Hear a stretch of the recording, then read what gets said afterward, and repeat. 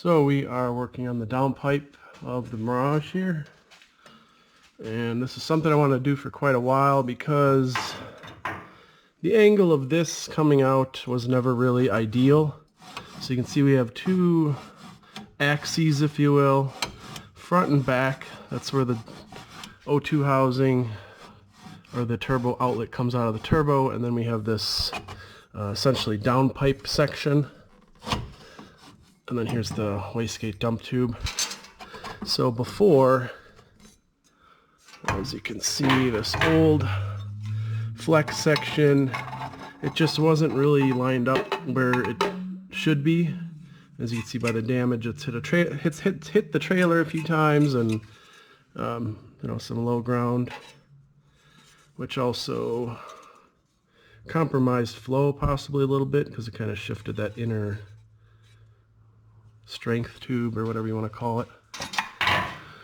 So we've got a new Vibrant Performance 3-inch flex section, and I guess these are better than the solid version from the recommendation I got at Fat House Performance. I did get another one similar to the original style, so I found this on Amazon as well. However, they advertise it as 3-inch, obviously ID, and all that. So it is, except they have that inner tube in there, which is actually not 3 inches. That's actually a little bit smaller, so that's definitely a problem, because we need the full 3 inches here for maximum power. This is almost like 2.5, 2.7, 2.75 at best. So this is no good. We got to return that. Unfortunately. But this one is true 3-inch inner because it has this reinforced section inside. So essentially what I'm doing, I'm not a fabricator in the sense of the word in any means. I know how to cut stuff. I know how to put stuff together, MIG weld. I don't even TIG weld. I don't even have a TIG welder. But with a chop saw, I've got a 14-inch chop saw, and it has the ability to cut on certain angles and degrees and pies, so you can make your own little bends here. And essentially what I'm doing is trying to get this flex section as far up here where it's supposed to be, and not compromise with too many bends.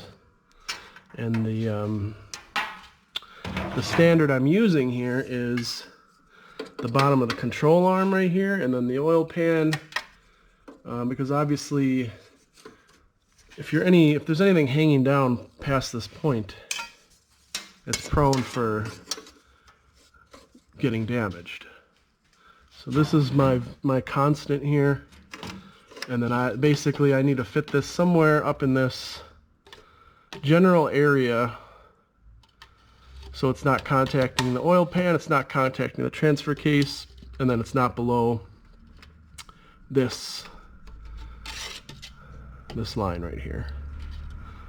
So what I've done is cut just a short, about a 3-inch 15-degree pie cut. The straight section is going to go into the flex section, and then our pie cut is going to help us kind of with this compound angle up front where it goes front and back and then left and right. So once we get, and then the other thing is we want this to be probably as far back as possible, just to get it out of the way of the front intercooler pipe. Also not make contact with the remote oil filter housing here. And then we're also going to put in a bracket to mount to the block. So that'll support the turbo, the manifold, everything else, kind of like factory. I know a lot of people don't do it, it's not necessary, but the primary reason for that is for the alignment of this, because this can be installed in various different angles. So that's going to hold the whole assembly exactly where it needs to be every time, even if it's taken apart for any reason. So that's my reasoning on that. And it looks like this is a pretty good angle right here. I really like this, how this sits. Something just like, oh no, now we're hitting the oil pan. I might have to reduce the angle. This was 15 degrees, I might even do 10. Kind of go slowly down just to bring this back out a little bit, because now it's kind of turning into the oil pan. I don't want it to go up, and then I don't want it to go down, so yeah, I think I'm going to cut that down about 5 degrees and see where that leaves us. But that's the very general overview of how to kind of build an exhaust, how to fix an exhaust if you have fitment issues. Stuff like this you can find on Amazon, even through Vibrant themselves. They have their own Amazon store, and it's just, you know, a lot of times overnight delivery. Obviously, this is my testament to the new version. Hopefully this will be much smoother airflow for more power. We will see. But basically, the next problem is going to be the rest of the downpipe and then the rest of the exhaust, because I changed this. Now it's going to change how the rest of it sits. So that'll be fun. And yeah, you don't want any tension on the exhaust. It should just kind of rest naturally, and then all the hangers you have installed should just support the exhaust. There shouldn't be any forward. This one had some force, like this part of the downpipe and exhaust was kind of pushing the rest of the exhaust, so there's tension on both ends, and this exhaust has kind of been cobbled together since 2005, I want to say, when I did the first all-wheel drive swap on this chassis. So it's been through many iterations and cutting and re-welding, so hopefully this will be the final iteration of this exhaust. And downpipe, I have various downpipes. I have a 4-inch downpipe and exhaust as well for race, an aluminum version. That thing's pretty cool, pretty light, but I just never used it. So yeah, let me cut this down to 10 degrees, and then we'll kind of see where that puts us. Alright, so I had a slight change of plans. I actually ran the flex section back further, and I think I like this a lot more. It's a lot cleaner in here. You're not fighting with space between the pan and the flex section. And we've got about, I don't know, 1/4 inch space between the pan and the pipe, so there's a nice air gap in there. And this is all going to be fixed anyway, so there's no chance of this turning or expanding into the pan.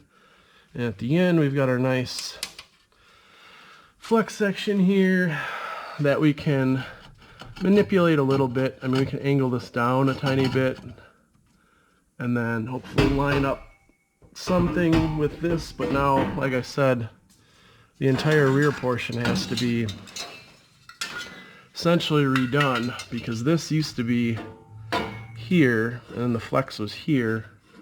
So I'm definitely gonna have to, maybe I can just cut this down and then stick it back on, but we'll see. But once you move one thing, then it's like you gotta readjust everything else. So this is looking good. With this tacked in place, I could actually work on this bracket and then drill the holes for that, figure out how I'm going to secure the bracket to the pipe, which is going to bolt to the block, and then that way that locks all this in place, which is something I didn't have before, so that'll be really nice. What else? Yeah, that's really about it. For the bracket, I just found some old flat stock I had laying around. I don't even know how thick it is, but using my little gauge here, it looks like it's going to be actually pretty, this is pretty thick. It's 5/16. I wish I had something a little bit thinner, but I mean, yeah, that should work. So, all right, that's all I got for now. I'll probably just maybe update the video when I get the bracket in, because I actually have to remove the manifold. So that bracket's going to help, like I said, hold everything together. So I take the manifold off, the turbo will just be fixed in place because it's mounted right here. So I'll get working on the bracket and then get that in, and then once this is all kind of tacked in place, I can remove it and then do the final welding and then bolt it back on. Alright, I've got everything tacked up in place. Just had to cut some length off of this one because we added length up front. Here you will see my flashlight works. Figures, it does not. So you'll kind of see the bracket right here that I have mounted to the factory block holes. So I've got it tacked to the pipe. I'm going to shorten and then round off that top length just so it's closer to the bolt. And then I have to tap out that lower bolt hole because there's some paint or debris in there. So that's good. I like the gaps we have between the transfer case and the oil pan and the downpipe. I'm retaining my original rubber mount here. And then you can see, so this rear part, that's where it's actually hitting the frame or the drive shaft mount further down. So you'll see how much higher we are now, a little bit more ground clearance we've gained. So what I'm going to have to do is basically, like I said, it's a domino effect. I'm essentially going to have to modify the drive shaft mount or just cut and piece together the rest of the exhaust as I go. So join it here, maybe cut it here again and then fix the angles. I'll have to kind of see where everything lines up. Something else I wanted to do, I wanted to make a heat shield for this area because this is always exposed to the heat. So I'm going to tap out one of these bolts broke for the factory heat shield up here. I'm going to drill and tap this one out and make some kind of sheet metal just to go in between this portion and the downpipe, so I'm not getting that melty stuff everywhere. And then here you can see this is pretty secure. We're getting the flex that we should with the expansion joint, so any vibrations. And then up here there's a little bit of clearancing I have to do. There is a good half-inch gap, but I still want to clean up the clearancing. There's just like a pinch weld or something that folds over. There's some sheet metal that kind of folds down that I'll fold up. And that's it. Try to get a forward shot here. If I can. So, you just kind of see our new routing. And like I said, it's a lot tighter. I'm a lot happier with the position of this flex section and kind of where it lines up. And then if you do our little test here with our piece of straight stock, you'll see we're a lot better off with our clearances. So here is the control arm mounting to the center support structure here, the cross member. We are very, very good there. It does get a little bit lower. Obviously it has to, just that's the nature of the beast. But up here, typically, the tires and the wheels are what goes over bumps and such, so as long as you clear this before that happens, you should be good. So yeah, I'm real happy with this, and I'll get everything taken off, welded up, tap out that bracket, and making some good progress here. I have to actually wait on stainless wire. I have some coming tomorrow. This is just regular mild steel for the tacking, in case you're wondering why it doesn't look exactly correct. That's all I had at the moment.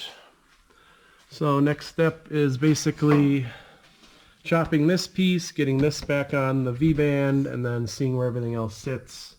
Trying to get it tighter to the chassis, the frame up in this area somewhere, just so it's tighter. And then obviously I could add some more heat shielding here, depending upon how close we get, so this rubber doesn't get affected by the hot exhaust. Right in here.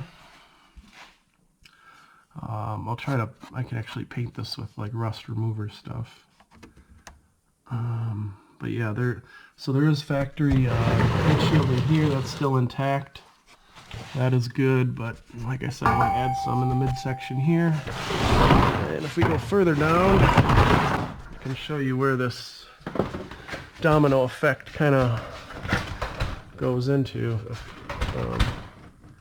So if I cut that and then adjust that, and then we're close here again. So then up here we have to, we're actually hitting at the rear subframe. So I think we can bring this maybe a little closer depending on where that ends up. And then this is going to be hitting here, so I'm going to adjust that. And we actually have a jack under the muffler, kind of holding that in the position of where it's supposed to sit. So we could base this location kind of where this sits with the rest of the exhaust, if that makes sense. So we're kind of hodgepodging a system together. Here you actually see where we've contacted the ground at some point. So that was a pretty low section. And at some point I have to clean up the rest of this subframe. This is kind of rusting through a little bit. I can reinforce this. I do have solid bushings I could put into here. And there's some more things I can do back here just to not improve the strength, but clean it up. Obviously the control arm, the front toe, solid toe links. This was done 20 years ago when I had like a cheapo welder. So these welds aren't the greatest, but they've held all this time. I also have a new mustache bar with polyurethane bushings for the mounting point. So I can swap that out while I'm back here, which is going to eliminate, I have 3 exhaust hangers on the mustache bar, which is kind of silly. So the new one's not gonna, I'll fix the new one so it doesn't look like this. But other than that, yeah, I mean, the whole drive shaft was balanced and rebuilt. These are newer, like this thing doesn't move at all when you shake it. There's absolutely no play in these center carrier bushings. It's rock solid. So I'm happy with that. This, obviously, it's not ideal how this is all kind of welded together. But again, it hasn't been an issue, and it's pretty solid. So something I could do is strengthen this, weld this up to the chassis here, maybe box this in. Same over here, it's just like a piece of really, really thick angle iron. But I could definitely box this in, make this a little bit more structurally sound. But again, this was done 20 plus years ago, so it kind of is what it is at this point. But looking back, I would obviously have done things differently.